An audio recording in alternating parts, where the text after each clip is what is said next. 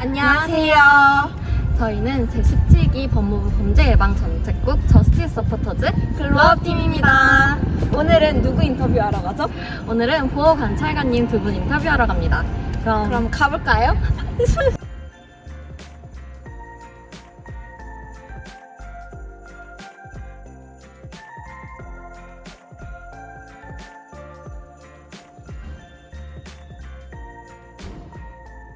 저스티스 서포터즈 클럽입니다. 오늘 소년감찰관 인터뷰를 하러 왔는데요. 그러면 인터뷰 시작하도록 하겠습니다. 네, 그럼 첫 번째로 우선 간단한 자기소개 부탁드립니다. 저는 서울보호관찰소 관찰과장 고정대입니다. 이제 관찰과장이라는 것은 우리 그 보호관찰소 내에 성인보호관찰, 소년보호관찰 이렇게 나눠서 이제 관리 감독을 하는데 총괄하는 그런 직책이라고 보시면 되겠습니다. 네, 저는 서울보호관찰소 조사과장 한윤석입니다. 예, 조사과에서는 범죄자가 왜 이런 범죄를 저질렀는가 하는 내용을 조사하는 업무를 주된 역할로 하고 있습니다. 예, 그리고 참고로 저는 집이 세종시인데요. 네. 예, 빨리 행정수도가 완성되기를 바라는 세종시민의 마음으로 한 말씀 드립니다. 네, 그럼 감사합니다. 그럼 이제 본격적으로 인터뷰 시작하도록 하겠습니다. 네, 첫 번째, 법무부 범죄예방정책국 산하 보호관찰소에서 하는 일과 보호관찰관으로서 하시는 일에 대해 짧게 설명 부탁드립니다. 네, 우리 그 법무부는 말 그대로 연합국이라고 그럴까요? 그래서 법무부를 구성하는 것들이 우리 검찰 업무를 하고 있는 이제 검찰국이 있죠. 또 출입국 업무를 담당하고 있는 출입국 본부가 있고, 또 교도소 교정 업무를 담당하는 교정본부가 있고, 또 범죄 예방 정책 업무를 하고 있는 이제 범죄 예방 정책국, 요걸로 이제 법무부를 구성하고 있는데, 그 중에 보호관찰소는 이제 범죄예방정책국 산하에서 범죄예방정책국이 그 범죄예방기획과, 보호관찰과, 전자감독과, 또 소년보호과 등등 해서 이제 7과 1팀으로 구성이 되어 있습니다. 그러면 이제 그 범죄예방정책국과나 그 각각에서 담당하고 있는 업무들 중에 이제 보호관찰과, 전자감독과 뭐 이런 데서 주로 처리하는 업무들을 이제 산하기관 보호관찰소에서 이제 담당해서 집행한다. 이렇게 좀 이해를 하시면 되고요. 그래서 현재 전국에는 58개 이제 보호관찰소, 또 2개의 전자감독 위치 추적 관제센터가 있고 6개 보호관찰 심사위원회 이렇게 좀 구성이 되어 있습니다. 이제 보호관찰소는 보통 뭐 첨단 기술을 접목한 전자감독, 또 보호관찰, 사회봉사 및 수강명령 집행, 또 조사 업무 등을 통해서 이제 피해자를 보호하고 범죄인의 사회 적응을 촉진하고 도모하는 그런 기관이다. 이렇게 좀 이해를 하시면 될 것 같습니다. 그래서 보호관찰관은 형사정책학, 또 무슨 행령학, 범죄학, 또 사회사업학, 교육학, 그 밖에 이제 보호관찰에게 필요한 전문적 지식을 갖춘 사람이어야 한다라고 이제 규정이 되어 있고, 보호관찰은 범죄인을 이제 교도소 등 수용시설에 구금하지 않고 가정, 직장에서 이제 정상적인 생활을 하도록 이제 하면서 법률에 규정된 준수 사항을 지키도록 이제 보호관찰관이 지도, 감독을 한다. 이렇게 이해하시면 되겠습니다. 네, 설명 너무 감사드립니다. 그럼 보호관찰은 성인 보호관찰과 소년 보호관찰로 나뉘는데요. 이 두 보호관찰의 가장 큰 차이점은 무엇이라고 생각하나요? 각각의 보호관찰의 특징과 함께 말씀해 주시면 정말 감사드리겠습니다. 성인 보호관찰이나 소년 보호관찰은 사실은 목적은 같아요. 그러나 대상자들의 재범을 방지하는 게 목적입니다. 네. 큰 틀에서는 같고요. 세부적으로 가서 약간 다른 점은 성인은 본인의 개선 의지가 가장 중요해요. 그러니까 본인의 마음을 새로 먹는다든지 본인의 의지에 따라서 재범을 하기도 하고 하지 않기도 하는데, 소년은 본인의 의지보다는 가정 환경, 교우관계 이런 것들의 영향을 많이 받습니다. 그게 약간 다르다 이런 말씀을 드리고요. 보호관찰 실시 방법이나 그런 것은 결국은 사람을 상대하는 것이기 때문에 전체적으로는 다 똑같다 이렇게 볼 수 있습니다. 세 번째로 보호관찰 제도의 장점을 설명해 주실 수 있을까요? 이와 관련해서 실제 보호관찰의 장점이 잘 드러낸 사례가 있다면 함께 설명해 주시면 감사하겠습니다. 보호관찰은 최근에 우리 형사 정책학으로 보면 그 범죄자의 관리 감독 패러다임이 이제 시설 내 구금에서 사회 내 처우로 중심이 굉장히 좀 변화되고 있는 추세입니다. 이 새로운 사회 내 처우라고 해야 될까요? 그래서 사회 보호를 목적으로 해서 성폭력이라든지 강력 사범에 대한 좀 그 지역 그 주민 국민들의 우려가 좀 계속 커지다 보니까 뭐 전자장치 부착 명령이라든가 또는 그 기타 정신질환자에 대한 치료 명령 이런 걸까지 이제 계속 확대돼 가고 있는 그런 사회 내 처우의 최전선에서 그 뭐 범죄를 방지하고 네. 또 우리 대상자들의 사회 적응을 도모하고 있다. 이렇게 좀 이해하시면 될 것 같고요. 네. 그래서 보호관찰 제도의 장점은 그렇습니다. 시설 내 구금할 때 드는 국가적 비용들이 굉장히 많을 거 아닙니까? 그렇죠. 먹고 재우고 입히고 교육시키고 내보내야 되는 그 겪는 과정들, 거기다 따른 인건비, 시설비 이런 거에 따라서 비용이 굉장히 많이 들어요. 세금도 많이 들고. 대신에 사회 내 처우라 하면 사회 내에서 자기 본연의 일들을 하고 학교 다니고 또 직장 생활하고 이러면서 자기 본연의 일들을 하면서 재범 방지를 도모하기 때문에 일단 비용이 적게 드는 사회 내 처우의 특장점이 있겠습니다. 우리나라도 국력이 커지는 만큼 이제 사회 내 처우의 패러다임들이 점점 확대되고 커지면서 이제 보호관찰 영역들이 굉장히 좀 계속 확대되어 갈 것이다. 이렇게 이제 얘기가 되고, 그럼 사회 내 처우에서 그동안에 뭐 좋은 뭐 사례들이 있었느냐고 사례들은 굉장히 많죠. 네. 굉장히 많은데 우리 소년 대상자로만 보면 뭐 이런 게 있을 수 있죠. 보호 처분을 받아서 지금 소년 보호 관찰을 진행하는데 네. 이제 자기가 검정고시를 이제 준비를 해요. 네. 우리 보통 그 검정고시 이제 준비를 하는 중에 되면 우리 보호관찰 담당 보호관찰관들이 이제 언제 응시하는지 뭐 이런 것들 체크하고 필요한 게 뭔지 인강을 뭐 활용하는 게 좋으면 인강을 활용할 수 있도록 도움도 주고 교재가 필요하면 교재도 우리가 연계해서 후원해주고 이런 게 있거든요. 그런 사례들이 이제 왕왕 있습니다. 너무 좋은 것 같아요. 그래서 사회인 처음하면서 이렇게 선순환을 일으킬 네, 수 그렇죠. 있다는 점이. 네, 그러면 저희 다음 질문으로 넘어가겠습니다. 보호 관찰관으로서 그동안 겪었던 상황 중에 가장 난감한 상황이 있다면 무엇이었을까요? 어떻게 대처했을지도 궁금합니다. 이와 관련해서 앞으로 개선해야 할 점이 있다면 무엇이 있는지도 말씀 부탁드립니다. 그 보호관찰관으로서 겪었던 난감한 상황은 네. 사실 직업인으로서 이전에 인간으로서 느꼈던 난감한 상황인데요. 한번 예를 들어 설명을 해볼게요. 네. 어떤 40대 주부가 있었어요. 근데 이분이 계속 절도를 하세요. 아이고. 상점에 가서 근데 비싼 거를 절도하는 건 아니고 상점에 가서 립스틱을 절도한다든지 아니면 비누나 치약 같은 것을 절도한다든지 계속 그래요. 근데 이 스토리를 들어보면 이분이 그 가정폭력의 피해를 당한 전례가 있어요. 그래서 지금은 남편분하고 헤어졌지만 그런 그 아픈 기억이 있는 분이에요. 그런데 이분이 그것에 기인해서 계속 절도를 하고 있어요. 법원에서도 그런 사정점을 한번 용서를 해주고 보호관찰을 받으면서 한번 뒤를 돌아보는 게 어떠냐. 그래서 보호관찰을 실시를 했습니다. 그런데 보호관찰 받는 중에도 또 절도 행위를 했어요. 그러면 사실은 처벌을 해야 되거든요. 그러니까 이 사람에 대해서 강력하게 처벌하는 것이 맞는 것인지 아니면 처벌보다는 이 사람에 대한 치료를 먼저 해서 이렇게 사람을 개선시키는 게 맞는 것인지. 근데 여기서 또 그 딜레마가 이분을 용서해 주면 다시 또 절도를 할 겁니다. 네. 그래서 그런 곳에서는 좀 그 어려운 점이 있어요. 네. 이 보호관찰에 사실은 그 양쪽에 다 그 해당되는 것인데요. 대상자들을 처벌하는 기능도 있고 대상자들을 치유하거나 원혼하는 기능도 있어요. 예, 이 두 가지 약간의 당근과 채찍 같기도 한데요. 이것을 어떻게 적절하게 사용하느냐. 예, 그것이 보호관찰이 가진 장점이기도 하고 아니면 개별 상황에 대해서 굉장히 난처한 경우도 합니다. 혹시 서포터즈님 같으면 이런 케이스에서 어떻게 하는 게 맞다고 생각하세요?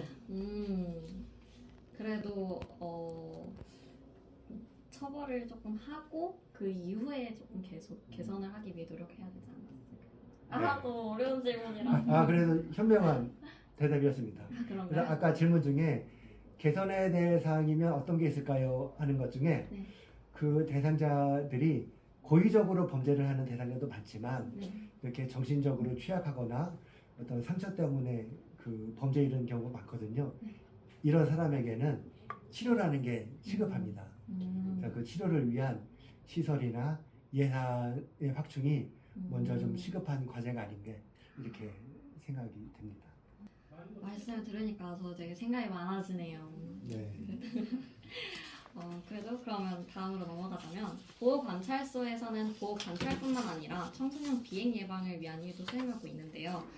이와 관련해서 교육과 상담을 기획할 때는 어떤 것을 중점으로 기획하는지 궁금합니다. 지금 우리 그 청소년 비행 예방 측면은 보통 보호관찰의 큰 틀로 보면 성인 보호관찰하고 소년 보호관찰로 나눠져 있어서 네. 그 소년 보호관찰들이 이제 주로 여기 말씀하신 청소년 비행 예방 원래 청소년 비행 예방 센터라고 또 범죄 예방 정책 국산화에 따로 있습니다. 검찰이라든지 법원 이런 데서 다만 우리 이제 보호관찰소 영역은 이제 법원 소년부에서 보호 처분 받은 그런 대상자들이 이제 있어서 우리 지금 현재원 기준으로 한 360건 정도 이제 관리가 되고 있고 보통 지금 청소년 문제들이 굉장히 그 청소년 대상자 범주가 확대돼 가고 있는 추세입니다. 네. 뭐 위기 청소년, 뭐 보호아동, 우범 소년들, 또 도박, 채무 관련돼 있는 소년들, 청소년 마약 문제들이 이제 앞으로 크게 좀 대두될 우려가 있어서 이제 비행 예방 청소년들에 대한 범주가 지금 계속 확대돼 가고 있는 추세이고.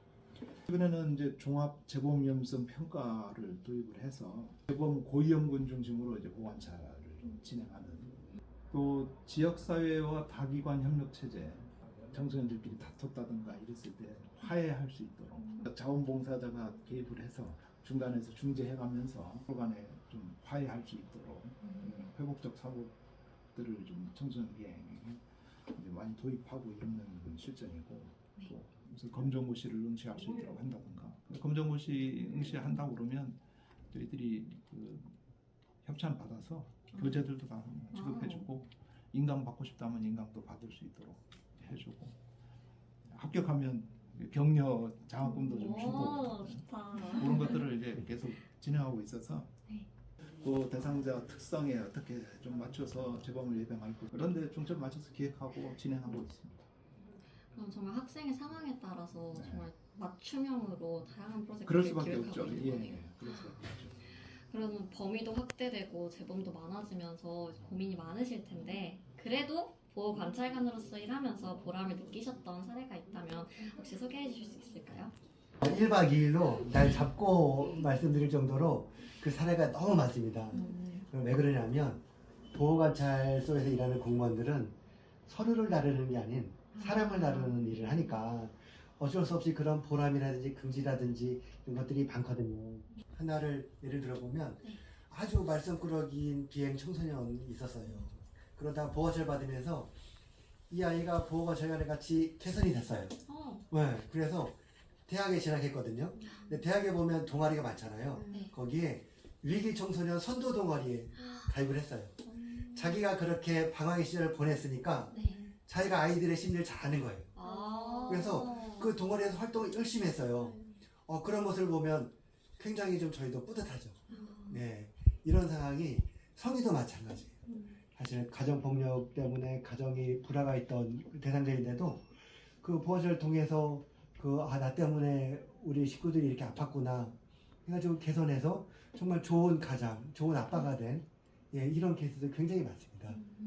그래서 다른 직렬의 공무원들도 마찬가지겠지만 저희 보호관찰직 공무원은 특히 보람이라든지 긍지라든지 사명감 이런 것들이 굉장히 높은 직종이다 이렇게 말씀드릴 수 있을 것 같아요. 저도 듣기만 해도 마음이 따뜻해지는데요. 그러면 앞으로 법무부 범죄예방정책국의 보호관찰소가 목표하는 방향이 있다면 무엇인지 혹시 말씀해 주실 수 있을까요? 보호관찰소는 아까 말씀드렸듯이 우리가 그 사인의 처우의 중심 기관이라고 말씀드렸고 또 사인의 처우의 영역이 계속 확대되고 있다고 다시 말씀을 드렸고 보호관찰소는 전자감독을 중심으로 한 이 성폭력 등 강력 범죄로부터 이제 국민 안전 확보하는 그게 이제 보호관찰소가 목표하는 주요 방향점이 됩니다.